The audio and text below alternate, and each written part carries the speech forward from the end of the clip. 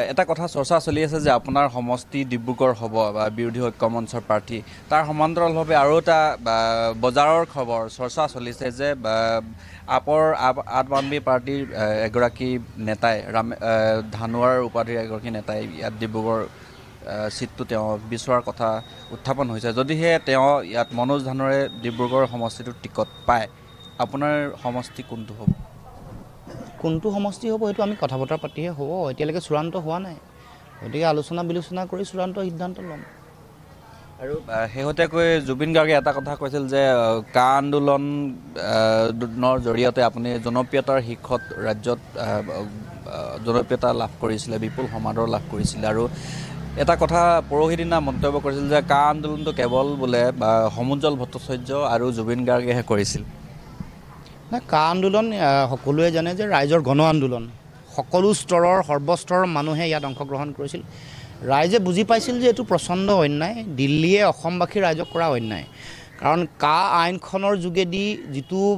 ভয়াৱহ প্ৰভাৱ অসমত হ'ব সেই ধৰণৰ প্ৰভাৱ আন ৰাজ্যসমূহত নপৰে আৰু বিদেশী নাগৰিকৰ সমস্যাৰ যিটো ভয়াৱহতা আৰু যিটো গভীৰতা সেইটো ভাৰতবৰ্ষৰ আন ৰাজ্যৰ লগত একে নহয় গতিকে অসমৰ মানুহৰ এইটো স্বতঃস্ফূৰ্ত আৰু এটা শক্তিশালী গণ আন্দোলন আছিল গতিকে সকলো স্তৰ সৰ্বস্তৰৰ মানুহে ইয়াত অংশগ্ৰহণ কৰিছিল গতিকে মানুহৰ মাজত সেই চেতনাটো আজিও আছে আজিও থাকিব চৰকাৰৰ যিটো অন্যায় অসম বিৰোধী যিটো সিদ্ধান্ত আৰু অসমক বিদেশীৰ চৰণীয়া পথাৰ বা ডাষ্টবিন হিচাপে ব্যৱহাৰ কৰা তেওঁলোকৰ যিটো ৰণকৌশল কূটকৌশল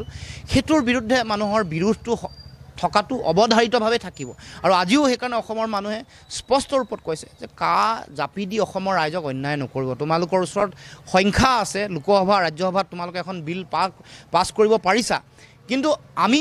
অসমৰ মানুহে যেনেকুৱা অবৈধ বিদেশীৰ আগ্ৰাসনৰ ফলত যি ভয়াৱহ সমস্যা বিশেষকৈ ভাষিক সাংস্কৃতিক আৰু মূলতঃ ৰাজনৈতিক ভৱিষ্যত যিটো অন্ধকাৰ দিশলৈ গতি কৰিছে তাৰ বিৰুদ্ধে আমি আছোঁ আজিও ঐক্যবদ্ধ হৈ থাকিম গতিকে মই ভাবোঁ যে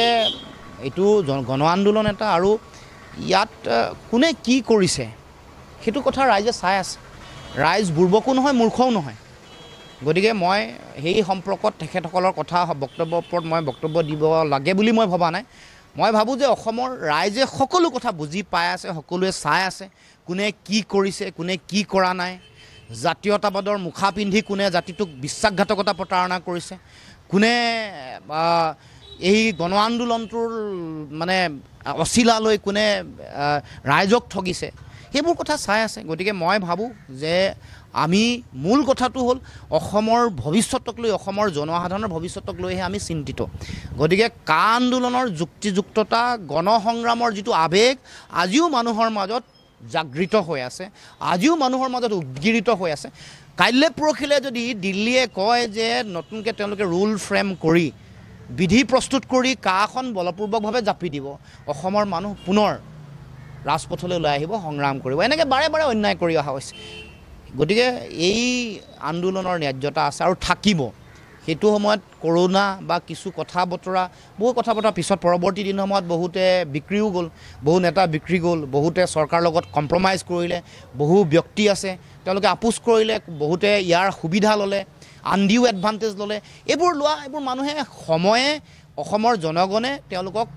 সকলোকে চিহ্নিত কৰিছে তেওঁলোকক সেইধৰণে মানুহে তেওঁলোকৰ ইতিহাস লিখিব নাগৰিকত্ব ভিত্তিবৰ্ষক লৈ ইতিমধ্যে দেশৰ উচ্চতম ন্যায়ালয়ত ধাৰাবাহিক শুনানি হৈ আছে এতিয়া আপুনি যিহেতু সদৌ অসম ছাত্ৰ সন্থাত থাকোঁতে ৭১ পক্ষতে আপুনি আছিল আৰু বৰ্তমান কোনটো পক্ষলৈ আপুনি যাব বা কি ক'ব খুজিব ৭১ নে ৫১ নহয় ৭১টো বিধিসন্মত সাংবিধানিক কথা সাংবিধানিক যিটো বিষয় তাৰ লগতে আমি থাকিম ইতিমধ্যে সংবিধানে ৭১টো স্বীকৃতি প্ৰদান কৰিছে দেশৰ সকলো ধৰণৰ কথা বতৰা সেই সময়ৰ পৰিৱেশ পৰিস্থিতি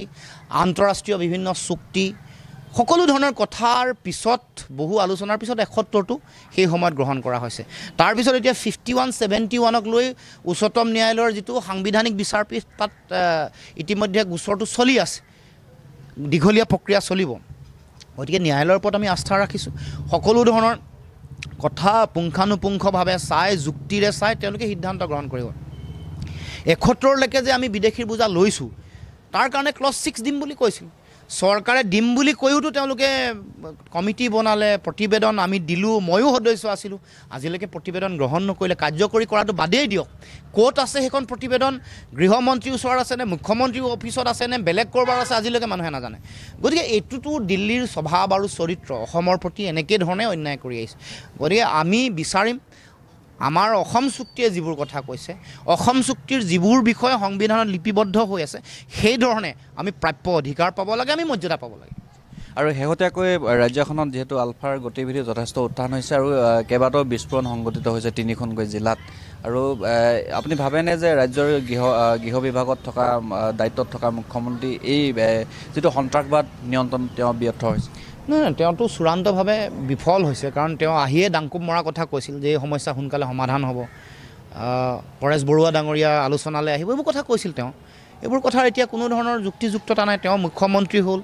তেওঁ এই বিষয়টো গুৰুত্ব দিয়া নাই। আলফাৰ লগত হোৱা আলোচনা আজিলৈকে আগবঢ়া নাই, চুক্তি হোৱা নাই, চুক্তি কৰাৰ কথা বতৰা আছিল, আলোচনাপন্থী আলফাই যিটো কাম কৰিছিল, বা গোটেই বিষয়টোক লৈ পৰেশ বৰুৱা ডাঙৰীয়াৰ ভূমিকা কি হ'ব সেই সম্পৰ্কতো এটা তেওঁৰ দিনত এই গোটেই বিষয়টো তেওঁ এটা উদ্যোগ লোৱা ধৰণৰ এটা পৰিৱেশ তেওঁ দেখুৱাইছিল বা ৰাইজক বুজাব চেষ্টা কৰিছিল, কিন্তু তাৰপিছত বিফল হৈছে। এতিয়াতো আইন শৃংখলাও বিফল হৈছে, বিস্ফোৰণ হৈছে, ধৰক বিভিন্ন ধৰণৰ মানুহ আলফালে এতিয়াও গৈ আছে, বা তেওঁলোকৰ বিশেষকৈ ব্যৰ্থতাৰ কাৰণে, মুখ্যমন্ত্ৰীৰ ব্যৰ্থতা, জনবিৰোধী নীতি, তেওঁলোকৰ কাম কাজৰ কাৰণেই মানুহ আজি আলফালে যোৱা পৰিৱেশ হৈছে। তাৰ ব্যৰ্থতাৰ সম্পূৰ্ণ দায়িত্ব মুখ্যমন্ত্ৰীয়ে ল'ব লাগিব। মুখ্যমন্ত্ৰীয়ে এইটোক লৈ দাংকোপ মৰা কথা কৈ লাভ নাই, অহংকাৰ কৰি লাভ নাই। তেওঁৰ ব্যৰ্থতাৰ কাৰণে যি ঘটিছে, আইন শৃংখলাজনিত পৰিৱেশ পৰিস্থিতিৰ মানে যিটো আগতকৈ অৱনমিত হৈছে, আৰু তাৰ লগে লগে আলফালে যোৱা গোটেই কথা বতৰা আৰু গোটেই শান্তি আলোচনা প্ৰক্ৰিয়াটো ভালকৈ ইনিচিয়েটিভ ল'ব নোৱাৰাৰ কাৰণে গৃহ মন্ত্ৰণালয়ে লৈছে যদিও মুখ্যমন্ত্ৰীৰ দায়িত্ব এটা আছে। তেওঁৰ ব্যৰ্থতাৰ কাৰণে গোটেই বিষয়বোৰ এনেকুৱা এটা পৰিৱেশলৈ গতি কৰিছে।